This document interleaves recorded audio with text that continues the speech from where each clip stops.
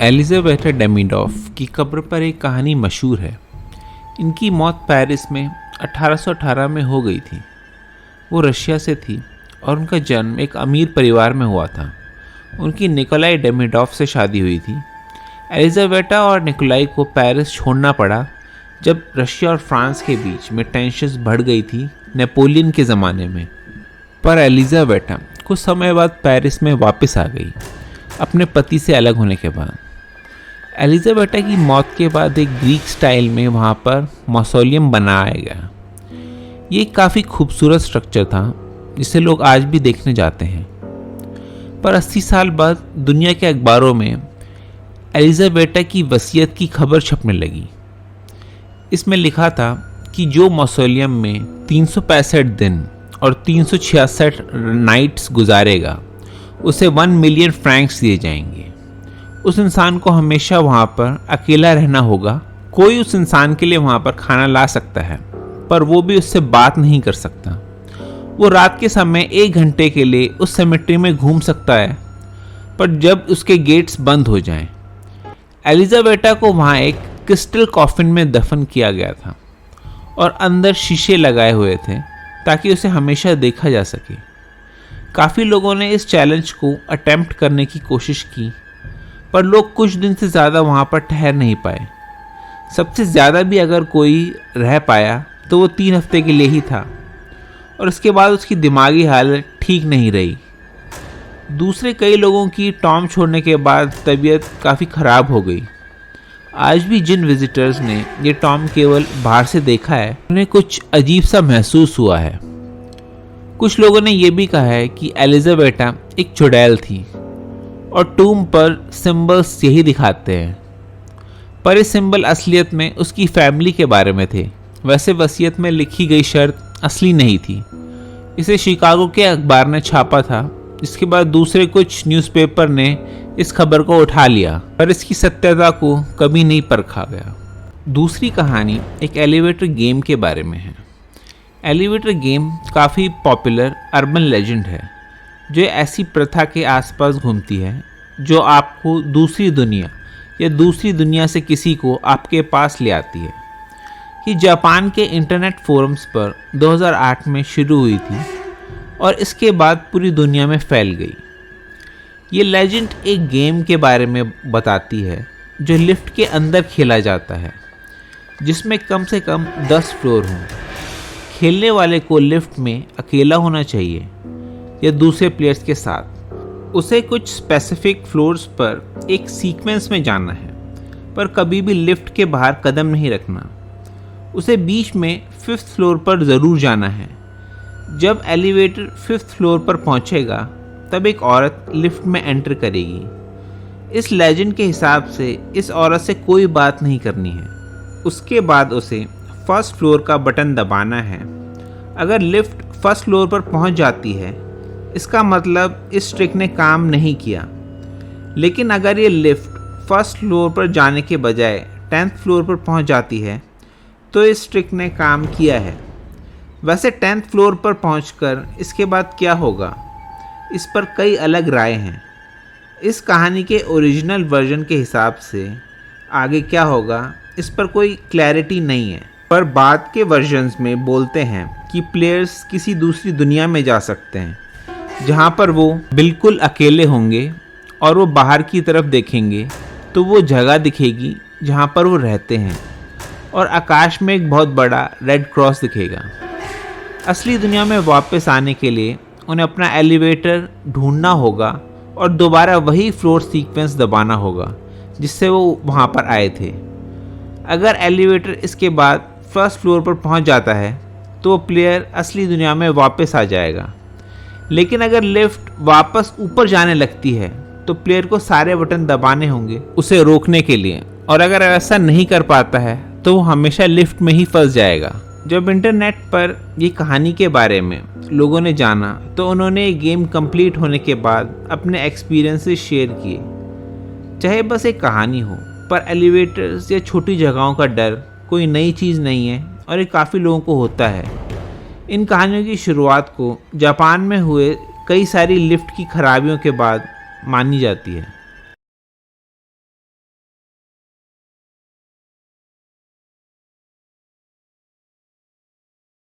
Britain में black dogs की कहानी काफ़ी मशहूर है, जिन्हें ब्लैक हाउंड्स भी बोला जाता है। वैसे इन कहानियों की शुरुआत कहाँ से हुई ये तो पता नहीं, पर ब्रिटिश कल्चर के जर्मैनिक और सेल्टिक एलिमेंट्स में इनके काफ़ी प्रमाण मिलते हैं।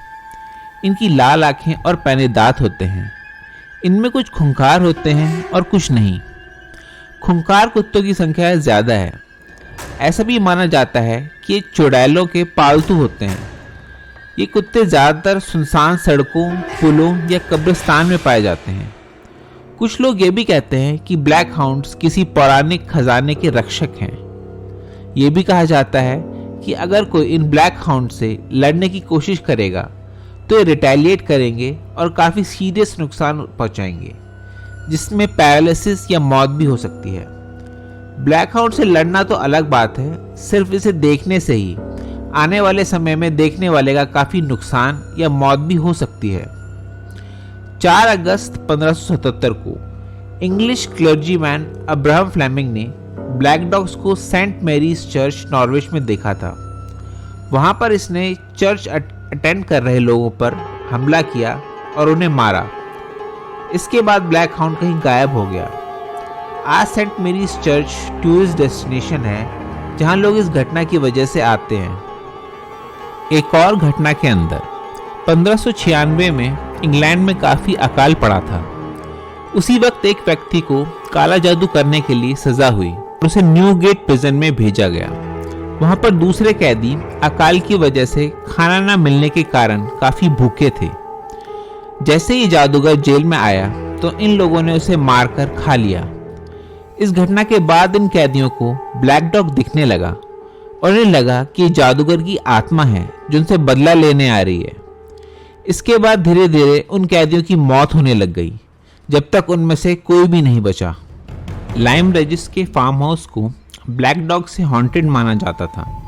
वैसे ब्लैक डॉग ने वहाँ किसी को नुकसान नहीं पहुँचाया, पर एक दिन फार्म हाउस के ओनर ने शराब पीकर उस कुत्ते पर हमला कर दिया। इससे ब्लैक डॉग एटिक में जाकर छुप गया। वहाँ उसके मालिक को एक खजाना मिला। इसके बाद उस कुत्ते को वहाँ पर नहीं देखा गया। इस फार्म हाउस तक जाने वाली एक सड़क आज भी हॉन्टेड है। कई आवारा कुत्ते जो इस सड़क पर घूमते थे अचानक ही गायब हो गए। इन ब्लैक डॉग्स को पिछले 400 साल में कई बार देखा गया है, ना सिर्फ इंग्लैंड में बल्कि डेनमार्क, फ्रांस और स्कैंडिनेविया में भी। पर ये कुत्ते कहाँ से आते हैं और कहाँ चले जाते हैं, ये अभी भी एक राज है।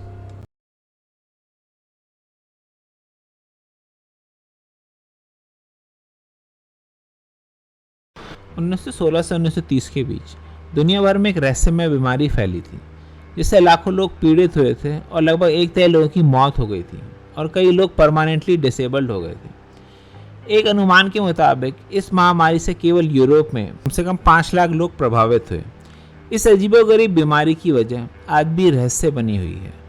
एन्सेफेलाइटिस लेथार्जिका नाम की बीमारी आमतौर पर ऐसे व्यक्ति में होती है जिसमें गले, खराश या फ्लू जैसे लक्षण पाए जाते हैं और रोगी गहरी नींद में सो जाता था, जो कि हफ्तों या महीनों तक सोते ही रहता था। इस महामारी में कुछ मरीज इतने अचानक मारे गए कि खाने के बीच में ही वे बेहोश होने लगे थे और उनका आधा चबाया हुआ भोजन भी उनके मुंह में ही रह जाता था। इस महामारी काल की शुरुआत को आज भले ही 100 साल बीत गए हों, लेकिन इस रहस्यमय बीमारी को लेकर कई सवाल आज भी बाकी हैं, जैसे कि इसके कारण क्या थे और ये संचारित कैसे हुई। क्या ये महामारी दोबारा वापस आ सकती है? इस बीमारी के प्रारंभिक प्रकोप के बाद से ऐसे रोगियों की छिटपुट रिपोर्टें सामने आई जिनमें समान लक्षण प्रतीत होते थे। शोधकर्ताओं के अनुसार इस बीमारी के लक्षण तुरंत पता लगाने वाले नहीं थे।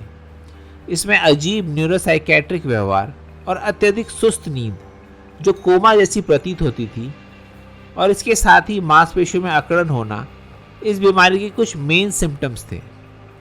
फिर भी ये पता लगाना कि रोगी एन्सेफेलाइटिस सुस्ती से ही पीड़ित है या किसी और चीज़ से, ये काफ़ी मुश्किल था। फर्स्ट वर्ल्ड वॉर के दौरान यूरोप में सैनिकों की आवाजाही ने एन्सेफेलाइटिस सुस्ती बीमारी को फैलाने में कोई कसर नहीं छोड़ी थी, जो 1917 में वियना में महामारी की स्थिति तक पहुंच गई। इसके बाद 1918 में फ्रांस और इंग्लैंड में, और 1919 तक महामारी पूरे यूरोप, अमेरिका, कनाडा के अधिकांश हिस्सों में फैल गई थी। मध्य अमेरिका और भारत भी इसे अछूते नहीं थे। इस महामारी का पीक टाइम 1920 से 1924 में था। इसके बाद मामलों में कमी आई थी। हालांकि कई रोगियों को क्रॉनिक न्यूरोलॉजिकल सिक्वेले का सामना करना पड़ा, जो इस महामारी के बाद भी लंबे समय तक बना रहा। चिकित्सकों के अनुसार न्यूरोलॉजिकल डिसफंक्शन के कारण रेस्पिरेटरी फेलियर से लगभग 1/3 रोगियों की मौत हो गई, और इतने ही थे जो बच गए। कुछ बचे लोगों में पार्किंसोनियन या न्यूरोसाइकेट्रिक सीक्वल भी पाया गया। इस महामारी में स्पेशली 2 फेज मिले, एक अक्यूट और दूसरा क्रोनिक। हालांकि दोनों अक्सर एक साथ मिश्रित होते थे। अक्यूट फेज के दौरान रोगियों को आमतौर पर अत्यधिक नींद, नेत्र गतिशीलता, बुखार और घबराहट का अनुभव होता था। जैसे कि एक केस में एक लड़की जो एक म्यूजिक प्रोग्राम से घर जाते समय अचानक हेमीप्लेगिया, जिसे मसल वीकनेस या पार्शियल पैरालिसिस भी कहते हैं, का अनुभव करती है। आधे घंटे के भीतर वह सो जाती है और 12 दिन बाद उसकी मृत्यु हो जाती है। क्रोनिक फेज महीनों से वर्षों बाद हो सकता है और आमतौर पर पार्किंसोनियन जैसे संकेत मिलते थे। वैसे बता दें कि पार्किंसोनियन एक ऐसी बीमारी है जो मस्तिष्क की उन स्थितियों को संदर्भित करती है जो धीमी गति, कठोरता और कपकपी का कारण बनती हैं। लेकिन हर मरीज में सभी विशिष्ट लक्षण नहीं दिख रहे थे और ना ही सारे बीमारी से ग्रसित थे, क्योंकि ये महामारी first world war, Spanish flu influenza के दौरान हुई, इसलिए इसके पूरे आंकड़े प्राप्त करना काफ़ी मुश्किल था। हालांकि इंसेफेलाइटिस महामारी के साथ साथ इन्फ्लुएंजा का प्रकोप होने के कारण कुछ शोधकर्ता ये भी मानते हैं कि इस बीमारी का संक्रामक होना तेज हुआ। हालांकि कुछ अन्य सुझाव देते हैं कि 2 आउटब्रेक संयोग हो सकते हैं और ये एक अनरिलेटेड ट्रिगर हो सकता है और इस नींद की बीमारी का कारण हो सकता है। इस बीमारी से बचने वाले रोगियों के एक समूह में पर्याप्त सुस्ती थी जो वर्षों तक नींद जैसी अवस्था में रहे। ओलिवर सैक्स एमडी द्वारा विस्तार से वर्णित इस समूह के कई लोगों को विश्राम के समय मांसपेशियों में अकड़न होने का उल्लेख किया गया था। उसमें से कुछ ने लेवोडोपा नामक दवाई, जो उस समय पार्किंसंस रोग के लिए एक नई दवा थी, ने कुछ लोगों को राहत पहुंचाई। इस नींद की बीमारी के बारे में अनगिनत प्रश्न आज भी उत्तर ढूंढ रहे हैं।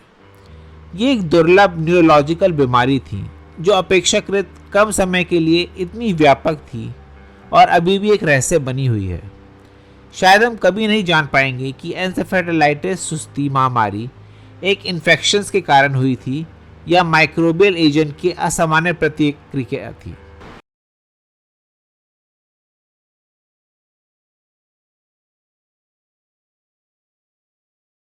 साइंस एंड इन्वेंशन मैगजीन के 1925 के एक एडिशन में उसके कवर पर एक अजीब सी दिखने वाली इन्वेंशन की फोटो छपी थी जो लगभग एक गैस मास्क की तरह लग रही थी। इस मास्क को देखकर लग रहा था कि कोई साइंटिस्ट डेंजरस एक्सपेरिमेंट कर रहा है, पर सच इससे थोड़ा अजीब था। ये हेलमेट, जिसे आइसोलेटर बोला जाता था, आम इंसान को ध्यान में रखकर बनाया गया था। हम अपने जीवन में काफ़ी डिस्ट्रैक्शंस फेस करते हैं, तो लगभग 100 साल पहले भी लोगों ने ऐसे इश्यूज फेस किए थे। 1925 में राइटर और इन्वेंटर ह्यूगो गन्सबैक ने पता लगाया कि उन्हें और उनके आसपास के लोगों को अपने काम पर कंसंट्रेट करने में दिक्कत आती थी। उन्होंने कई जगह लिखा था कि दरवाजे या फ़ोन की घंटी काफ़ी होती थी उन्हें उनके काम से हटाने के लिए। इन सब घटनाओं से ही प्रेरणा लेकर उन्होंने आइसोलेटर हेलमेट बनाया, जिससे लगभग 95% बैकग्राउंड नॉइस कम हो जाती थी। इसमें जो आई होल्स थे वो पूरी तरह ब्लैक पेंटेड थे। सिर्फ थोड़ी सी ही जगह बचती थी जिसे जो चीज़ ठीक उसके सामने है वही दिखे। गन्सबैक ने इसके बारे में कहा था कि वो चाहता है कि लोग सिर्फ अपने काम को देख पाएं, बाकी किसी चीज़ को नहीं। बाद में थोड़े बदलाव करते हुए मुंह की जगह पर पाइप लगा दी जो ऑक्सीजन सिलेंडर से जाकर मिलती थी। बाद में इसे यूज़ करने वाले लोगों को ऑक्सीजन टैंक के इस्तेमाल से थोड़ी हिचकिचाहट हुई, पर जब इस इन्वेंशन का फीडबैक लिया गया तो कुछ लोगों को लगा कि इससे उन्हें कॉन्सेंट्रेट करने में मदद मिली है, और कुछ ने कहा कि इसके अंधेरे से उन्हें नींद आती है। लोगों ने कहा कि इसे काफ़ी देर तक पहनना मुश्किल है। इस डिज़ाइन को कुछ खास पसंद नहीं किया गया था। बाद में लोग इस इन्वेंशन को मजाक की तरह लेने लगे। इसके बाद इसके इन्वेंटर्स वर्ल्ड वॉर 2 के लिए आउटफिट्स वगैरह डिज़ाइन करने में लग गए। अभी रिसेंट टाइम्स में होचो रोयो कंपनी ने हेल्म फोन नाम का हेलमेट बनाया है, जो इस आइसोलेटर हेलमेट से काफ़ी प्रेरणा लेता है। ये फोटो एनी एडसन टेलर की है, जिसे इतिहास ने लगभग भुला दिया है। एनी का जन्म न्यूयॉर्क में हुआ था, नायग्रा फॉल्स के पास। एनी ने एक टीचर की तरह ट्रेनिंग की, जहां वो अपने हस्बैंड डेविड टेलर से मिली। डेविड की एक वॉर में मौत हो जाती है, जिसके बाद एनी के पास पैसों की कमी होने लगती है। तो पैसे कमाने के लिए वो एक स्टंट करने की सोचती है, जो पहले कभी किसी ने नहीं किया था। एनी ने एक बैरल बनवाया जो उसके साइज का था, और कहा कि वो नायग्रा फॉल्स को पार करने वाली पहली इंसान बनेगी। एनी को लगा कि इस स्टंट को करके वो थोड़ा पैसा कमा लेगी। उसकी फैमिली ने उसे काफ़ी समझाया कि वो स्टंट ना करे, पर वो नहीं मानी। अक्टूबर 24, 1901 को हाथों में बैरल पकड़कर वो नायग्रा फॉल्स पहुंच गई। उसी दिन वहाँ पास में एक बड़ा इवेंट चल रहा था, और वहाँ से भी टूरिस्ट इस स्टंट को देखने पहुंच गए। एनी का बैरल लगभग 4.5 फुट लंबा और 3 फुट चौड़ा था, जिसमें बस आराम से घुस सकती थी। एनी ने इसके डिज़ाइन के बारे में काफ़ी सोचा था, और इसके बैरल के नीचे एनविल डाला था, जिससे बैरल खुद घूम सके। बैरल में कई होल थे जिनमें कॉर्क डाला हुआ था, जिससे अगर एनी को और हवा की ज़रूरत हो तो कॉर्क हटा के और हवा ले सके। लगभग शाम के 4 बजे एक बोट एनी को फॉल्स तक ले जाती है। फिर एनी के बैल को पानी में छोड़ दिया जाता है, और कई लोग ये नज़ारा देखते हैं। एनी के बैरल फॉल्स के नीचे गिरकर क्रैश होता है। कुछ घंटे बाद एनी को बैरल से निकाला जाता है, और वो अभी भी जिंदा थी। एनी इतिहास में ऐसा स्टंट करके जिंदा बचने वाली पहली महिला थी। इस स्टंट से एनी को कुछ खास पैसा तो नहीं मिला, और उसकी ज़िंदगी पहले जैसी ही थी। इसके बाद कई लोगों ने स्टंट ट्राई किया, लेकिन एनी टेलर को रिप्लेस करना काफ़ी मुश्किल था।